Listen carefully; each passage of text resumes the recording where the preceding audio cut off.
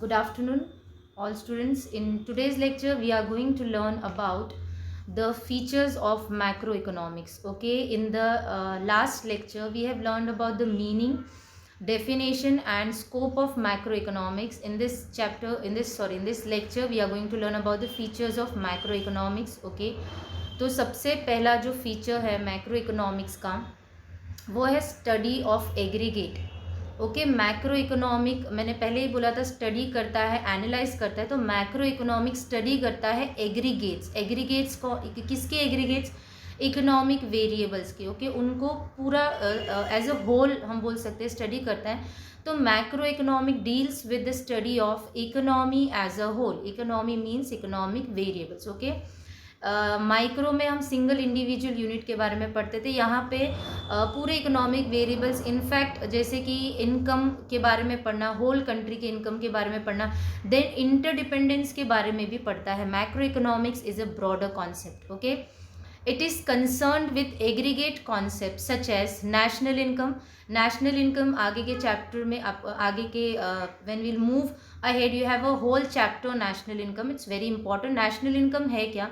1 year में हमारी country ने कितना इनकम अर्न किया है through production and distribution of goods and services, उसी को बोलते हैं national income. Okay, so it is concern with the aggregate concept जैसे कि नेशनल इनकम।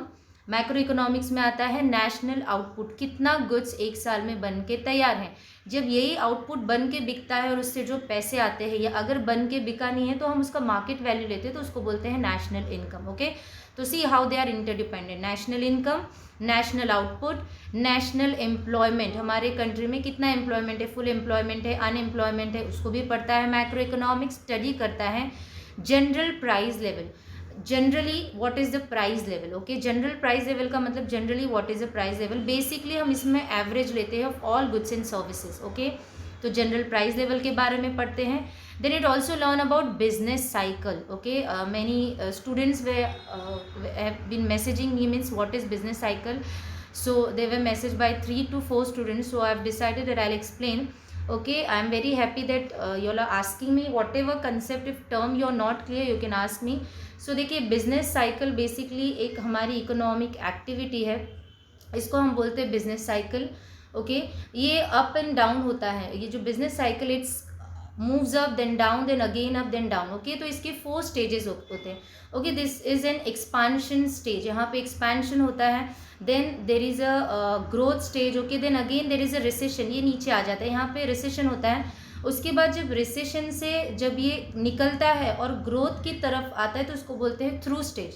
तो इस तरीके से बिजनेस साइकिल में देर आर 4 स्टेजेस। ओके, अब business cycle is like this.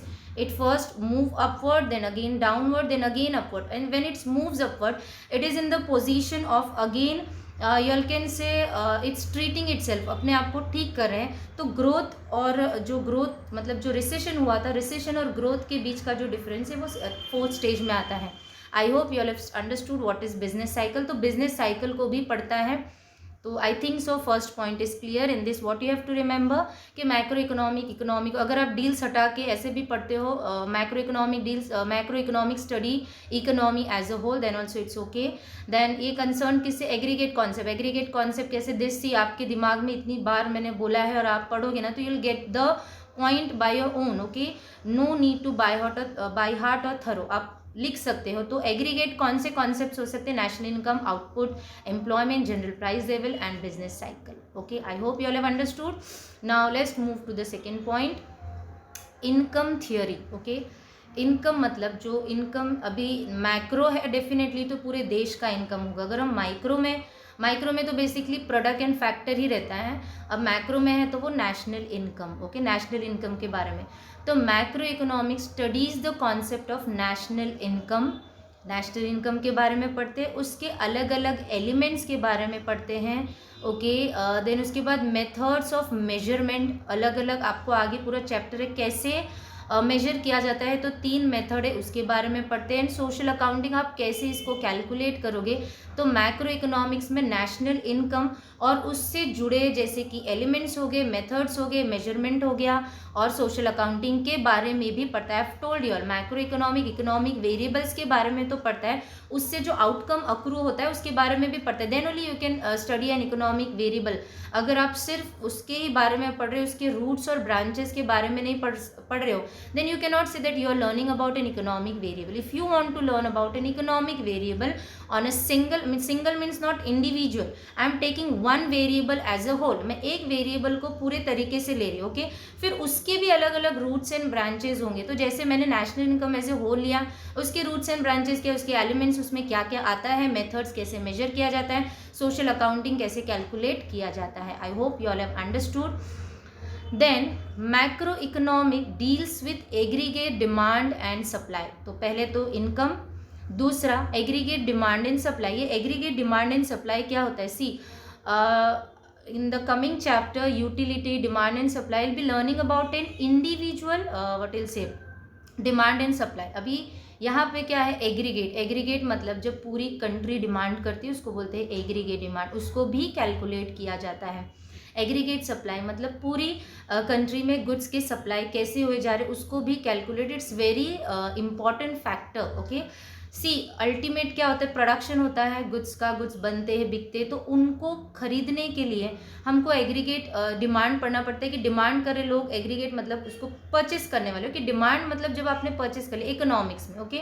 Then supply means कितना सप्लाई हो रहा है। तो मैक्रो इकोनॉमिक जो है वो डील करता है एग्रीगेट डिमांड। इतना सिर्फ याद रखना, एग्रीगेट मतलब टोटल डिमांड पूरी कंट्री का, एंड एग्रीगेट सप्लाई मतलब total supply.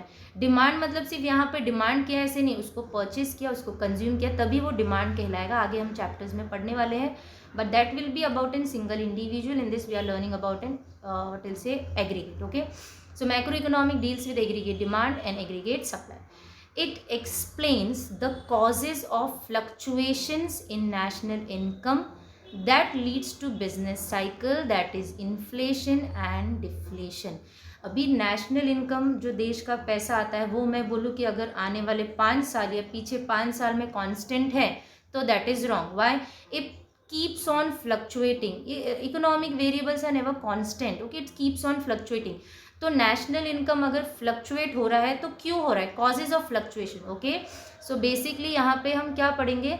Causes of fluctuation, क्यों फ्लक्चुएट हो रहा है. And second, 1 second, and second causes of fluctuation and that leads to business cycle. अगर नेशनल इनकम फ्लक्चुएट होता है तो डेफिनेटली वो बिजनेस साइकिल को अफेक्ट करेगा, जैसे कि इन्फ्लेशन या deflation. A very good example I can give you of the last 2 years, okay. अभी जो 2 years जो हमारा कोरोना टाइम में पास हुआ है उसमें हमारी economy has been very badly affected. See, if you take last decades or many years, there will never be a phase where economy were constant. मतलब बीच में ऐसा टाइम पीरियड आया था जो सब कुछ बंद कर दिया था, मतलब प्रोडक्शन रुक गया, मतलब इकोनॉमिक रुक गया, ठीक है. अब जब गुड्स बने नहीं, बिके नहीं, तो पैसा आया नहीं, तो डेफिनेटली नेशनल इनकम फ्लक्चुएट हुआ रहेगा.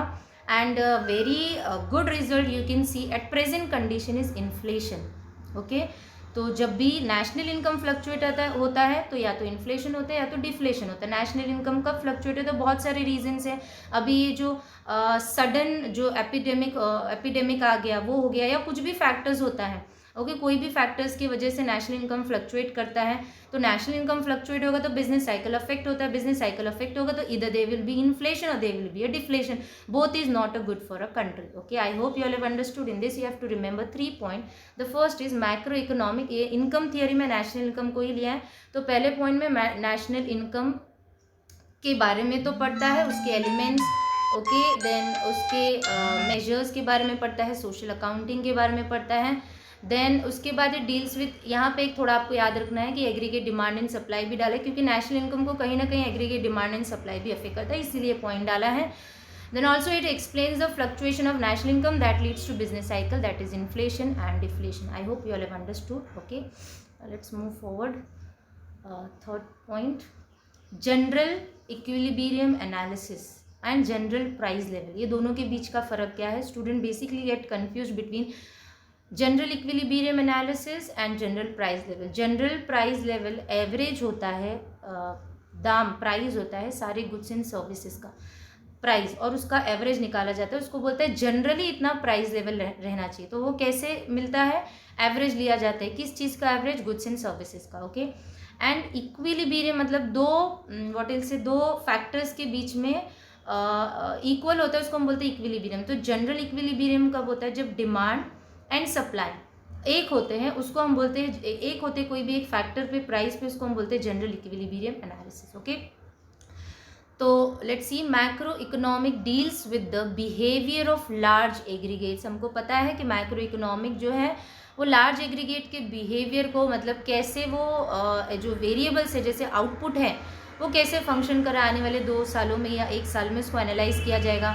इन्वेस्टमेंट है वो कैसे, अभी जैसे हमको अभी पढ़ना है इन्वेस्टमेंट कम होता होगा, क्यों? क्योंकि इतना इनकम नहीं, प्रोड्यूसर्स इतना इन्वेस्ट नहीं कर रहे, तो उसके बिहेवियर को तो यही मैक्रो इकोनॉमिक एनालाइज करेगा। Okay, then general equilibrium deals with the behaviour of demand and supply and prices in whole economy. यहाँ पे demand and supply plays a very important role, मतलब एक ऐसा प्राइस जहाँ पे डिमांड और सप्लाई एक होता है, उसको बोलते हैं general equilibrium analysis. Okay, and जो प्राइस लेवल होता है ना परफेक्ट कॉम्पिटिशन में, वो भी इसी के कंसेप्ट से आपको आगे है सेकेंड चैप्टर में, वो भी इसी कंसेप्ट से क्लियर होता है। ओके, तो basically behaviour of demand, supply and prices, अगर ये तीनों कांस्टेंट है तो हम बोलते हैं general equilibrium. Okay, I hope you all have understood. Late us see the fourth point, interdependence. Okay, interdependence का मतलब है एक वेरिएबल दूसरे वेरिएबल पे डिपेंडेंट है, दूसरा तीसरे पे, तीसरा चौथे पे, चौथा पांचवे पे, like this there is a cycle of variables also. Okay, so they depend on each other. Okay, अगर एक I have told you all in the first lecture, if one economic variable gives and positive result, other economic variable also gives a positive result. If there is fluctuation in one variable economic, ultimately there will be fluctuation in all the variables of economics. Okay, this is what an economic is. Interdependency is lot. Okay, when you're learning about macroeconomics, you isolate, so their dependency is not there. Okay, but when you learn about macroeconomic, there is an interdependence, you have to remember. So interdependence is also in one point. Macro economic आप देखोगे इसके आगे पीछे analysis, examine, studies, deals ये लगे रहते, because it is an tool, you have to remember, दिमाग में रख के पढ़ना चाहिए। Okay, so macro economic analysis takes into account interdependence between aggregate economic variables, total economic variable, यहाँ पे थोड़ा प्रिंटिंग मिस्टेक है, such as income, output, employment, investment, price level, etcetera, ये सब इकोनॉमिक वेरिएबल है और ये सब एक दूसरे पे इंटरडिपेंडेंट है। एग्जाम्पल दिया है, for example changes in investment. Okay, अगर इन्वेस्टमेंट में चेंजेस आता है तो नेशनल इनकम में चेंजेस आएगा, नेशनल इनकम में चेंजेस आता है तो आउटपुट में चेंजेस आएगा, आउटपुट में चेंजेस आएगा तो एम्प्लॉयमेंट में चेंजेस आएगा, और एम्प्लॉयमेंट में चेंजेस आया तो डेफिनेटली इकोनॉमिक ग्रोथ में भी। अभी यहाँ पे लो बोला है, मतलब चेंजेस अनफेवरेबल है। तो से फॉर एग्जाम्पल अगर इन्वेस्टमेंट कम होता है, ओके, अगर इन्वेस्टमेंट कम करता है प्रोड्यूसर, तो उसने कम प्रोड्यूस किया, बराबर, इन्वेस्ट कम किया, प्रोडक्शन के लिए इन्वेस्ट करते, तो अगर उसने कम प्रोड्यूस किया तो वो बेचेगा कम, आउटपुट कम रहेगा तो इनकम भी कम होगा। ओके, इनकम कम होगा तो फर्दर जब प्रोडक्शन करना रहेगा तो वापस लेवल ऑफ आउटपुट क्या हो जाएगा, वो कम हो जाएगा।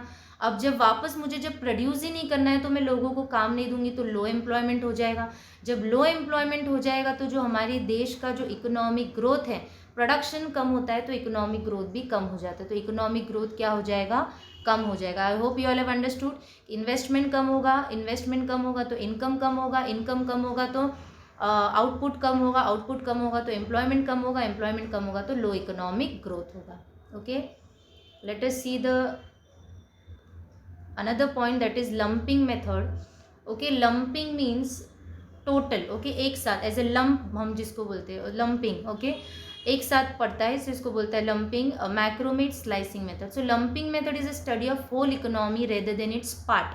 तो यहाँ पे हम पूरी इकोनॉमी के बारे में पढ़ते हैं, उसके सिर्फ एक पार्ट के बारे में नहीं पढ़ते। ओके, अकॉर्डिंग टू प्रोफेसर बाउल्डिंग, इनके हिसाब से forest is an aggregation. Aggregation का मतलब है टोटल, तो forest is an aggregation of trees but it does not reveal the properties of individual tree. क्यों? क्योंकि मैक्रो है तो ये इंडिविजुअल ट्री के बारे में नहीं बताएगा कि ये ट्री कैसा है क्या है, तो ये किसके बारे में बताएगा? पूरे सारे ट्रीज की। ओके, ये फॉरेस्ट में कॉनिफरस ट्रीज है, देन अलग अलग तरीके के ट्री है, डेसिडियस फॉरेस्ट है, कॉनिफरस फॉरेस्ट है, कौन सा फॉरेस्ट है उसके बारे में, उसके अंदर कौन से ट्रीज है उसके बारे में बताएगा, लेकिन ये एक ट्री के बारे में नहीं बताएगा। Whereas in micro economics you learn about in single tree, macro economics you learn about the whole forest. Okay, aggregation of trees जिसको बोलते हैं। It reveals difference between micro and macro. Micro में you use slicing method, macro में you use lumping method. Okay, so this is difference between micro and macro, and in this macro you'll be learning about lumping method. Okay, then let us learn about let us see the 6th point, growth models. Okay, what is difference between models and growth? Okay, models और growth के बीच का difference क्या होता है? Model मतलब हम उसको बोल सकते हैं एक तरीके का प्लान है। ओके, वो इम्प्लीमेंट नहीं हुआ, जब वो इम्प्लीमेंट होता है, जब वो एक्शन में आता है तब वो पॉलिसीज़, मतलब वो आपने उसको एक्शन में लिया है तो वो पॉलिसीज़ में आ जाती है। बहुत सारे इकोनॉमिस्ट के अलग अलग मॉडल्स हैं। ओके, जो अपने मॉडल्स को देते हैं कि हाँ इससे हमारी कंट्री का ग्रोथ एंड डेवलपमेंट होगा। इसमें हम महलनोबिस मॉडल के बारे में पढ़ने वाले हैं। ओके, बहुत सारे इकोनॉमिस्ट अलग अलग मॉडल्स के बारे में देते हैं। तो growth model, macro economics studies various factor that contribute to economic growth and development. बहुत सारे मॉडल्स देते हैं और उसको स्टडी करता है मैक्रो इकोनॉमिक्स। उससे क्या होता है? हमारी कंट्री का इकोनॉमिक ग्रोथ एंड डेवलपमेंट होता है। तो macro economic is very important device और tool is very important for economic growth because it also studies about in different growth model given by in different economics for an ultimate goal and objective of economy, that is growth and development. Okay, it is useful in developing growth models. Okay, then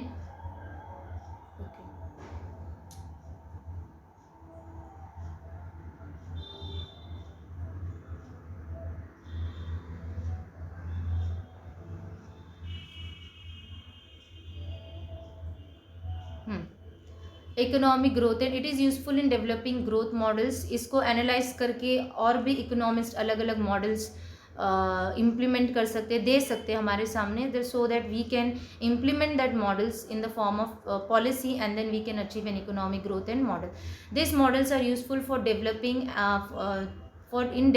for studying economic development. तो ये model हम पढ़ सकते हैं और इससे हम हमारी कंट्री का इकोनॉमिक डेवलपमेंट कर सकते हैं। जैसे कि महलनोबिस मॉडल ने Mahalanobis was an economist, he has given a growth model, he has given growth model that emphasized on basic heavy industries. Okay, मतलब उन्होंने मॉडल दिया था इंडस्ट्री के ऊपर कि हम कैसे इंडस्ट्रीज में ग्रोथ कर सकते हैं। तो उन्होंने एक इकोनॉमिक वेरिएबल लिया था, जैसे कि वो बोलते थे कि यू कैन कैपिटल एक्यूमुलेशन अगर हम करेंगे ज़्यादा से ज़्यादा, कैपिटल एक्यूमुलेशन मतलब जो कैपिटल पैसा होता है अगर उसको हम ज़्यादा एक्यूमुलेट करेंगे, इंडस्ट्रीज़ में डालेंगे तो डेफिनेटली ग्रोथ होगा, इनकम आएगा, तो देश का डेवलपमेंट होगा। और इन्होंने एक इकोनॉमिक वेरिएबल्स दिया था। बहुत सारे ऐसे आते हैं जैसे कि सोलो 7 मॉडल है, फिर उसके बाद there are many more, Harrod Domar model है, ग्रोथ मॉडल्स है ये सब।